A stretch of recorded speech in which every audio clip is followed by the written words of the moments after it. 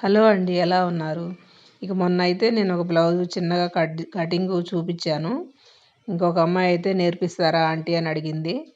సర్లే నాకు వచ్చినట్టు ఏదో నాకు వచ్చింది నేను చెప్దామని ఇలా కొంచెం కటింగ్ చూపిస్తున్నాను.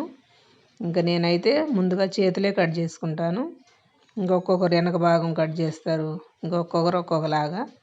ఇంకా చేతికి చెయ్యి ఇట్లా పెట్టుకొని దానికి హేమింగ్ ఏమీ లేదు, పైపింగ్ వేద్దామని అలా కొద్దిగా పెట్టాను ఖర్చులోకి. ఇంక అంతేను. ఇక్కడ వెనక భాగం కూడా అంతేను. ఇంక హేమింగ్ నడుము పట్టి కోసం కొంచెం వదులుకొని ఇంక ఇక్కడ అయితే రౌండ్ పార్ట్కి అలా ఎక్కడికక్కడికి గుర్తులు పెట్టేసుకుంటాను.